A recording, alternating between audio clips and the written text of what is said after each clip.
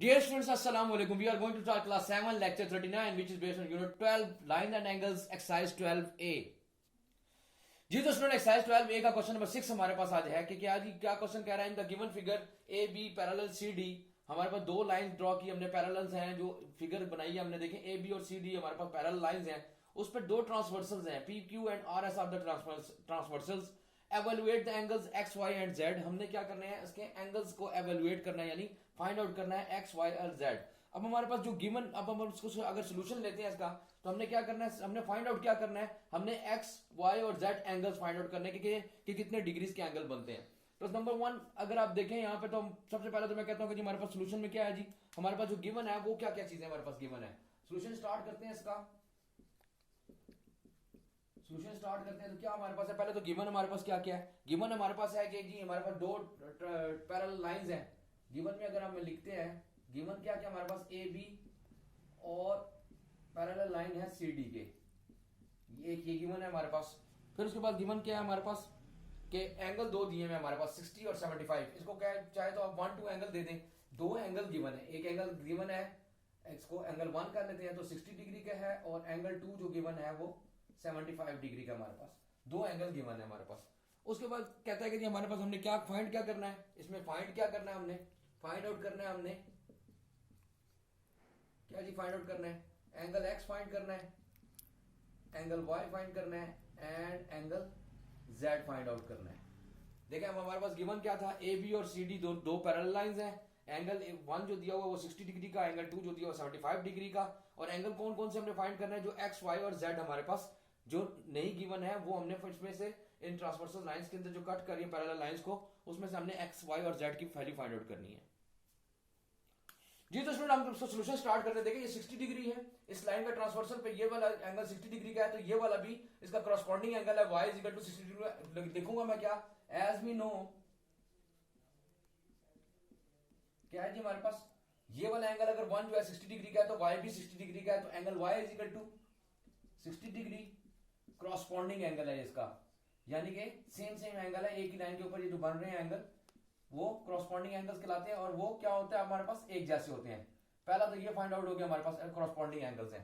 कि जी y is equal to ये वाला एंगल जो है वो 60 डिग्री के इक्वल है। अगर आप स्टूडेंट अगर आप देखें कि क्या हमारे पास ये जो बन रहा है 60 प्लस x जो बनेगा, ये सेमी सर्कल बन रहा है, ये देखो मैं यहाँ पे ड्रॉ कर रहा हूँ, यहाँ पे ये पूरा सेमी सर्कल बनेगा, और ये वाला 75 प्लस z ये पूरा सेमी सर्कल बनेगा। तो सेमी सर्कल कितने के इक्वल होता है, वो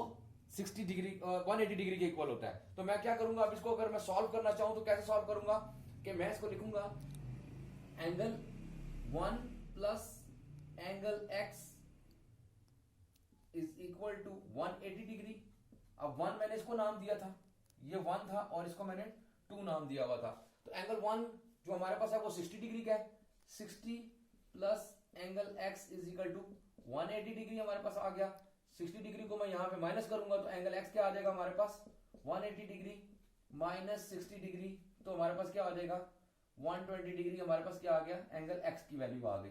दोबारा रिपीट कर रहा हूं, क्या होगा, y पहले हमारे पास कॉरस्पॉन्डिंग एंगल है, y is equal to 60 degree, यानी ये वाला 1 एंगल जो है 60 डिग्री का है, तो ये भी 1 है इसका, इस लाइन का, तो y इज इक्वल टू 60, ये कॉरस्पॉन्ड कर रहे हैं एक दूसरे से, सेम एंगल्स होंगे ये। उसके बाद मैंने क्या किया, हमने सेमी सर्कल ड्रॉ किया, यानी एंगल 1 ये 60 और x प्लस कर दें दो, 60 plus x is equal to 180, यानी एक सेमी सर्कल ड्रॉ करें, लीनियर पेयर है दोनों, 60 प्लस x ये लीनियर पेयर है, और ये सेमी सर्कल बना रहे हैं, तो 60 प्लस x हमारे पास किसके इक्वल हो गया, 180 डिग्री के इक्वल हो गया। और 60 जब वहां पे आके माइनस होगा 180 डिग्री, तो x की वैल्यू हमारे पास क्या निकल आएगी, 120 डिग्री, यानी y is equal to 60 degree और x is equal to 120 degree. अब हम z फाइंड आउट कर लेते हैं।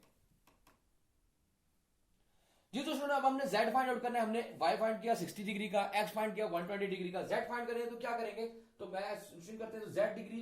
z का एंगल प्लस 75 डिग्री, ये हमारे पास 180 डिग्री के इक्वल होता है, क्योंकि ये क्या है कि हमारे पास लीनियर पेयर है। इसको लिख देते हैं, ये क्या हमारे पास है, लीनियर पेयर कहलाता है, यानी कि z प्लस 75 डिग्री हमारे पास किसके इक्वल बन जाएगा, हमारे पास 180 डिग्री के, यानी कि सेमी सर्कल सेमी सर्कल बन रहा है, और सेमी सर्कल कितने का होता है, 180 डिग्री का, हाफ सर्कल कितने का होता है, 180 डिग्री का। अब z एंगल फाइंड आउट करना है, तो क्या करेंगे, 75 डिग्री यहां पे माइनस कर देंगे, तो z is equal to 180 degree minus 75 degree, हमारे पास ये क्या कितने की वैल्यू आ जाएगी, z 180 माइनस 75 हमारे पास आ जाएगा 105, z is equal to 105 degree हमारे पास आ जाएगा। तो क्या क्या फाइंड किया हमने फाइंड किया x इज इक्वल टू, अब इसका आंसर क्या आ जाएगा हमारे पास, x is equal to 120 degree, y is equal to 60 degree and z is equal to हमारे पास आ जाएगा 105 degree is the answer of the question. x, y और z हमने फाइंड आउट कर लिए तीनों। जी तो स्टूडेंट एक्सरसाइज 39 का हमारे पास होम टास्क और या होमवर्क क्या है कि एक्सरसाइज 12A का क्वेश्चन नंबर 6 जो भी हमने सॉल्व किया, एंगल x, y और z फाइंड आउट किए, वो आपने क्या करना है, क्वेश्चन 6 को आपने नीट क्लीन एंड क्लियर अपनी कॉपीज के ऊपर सॉल्व करना है।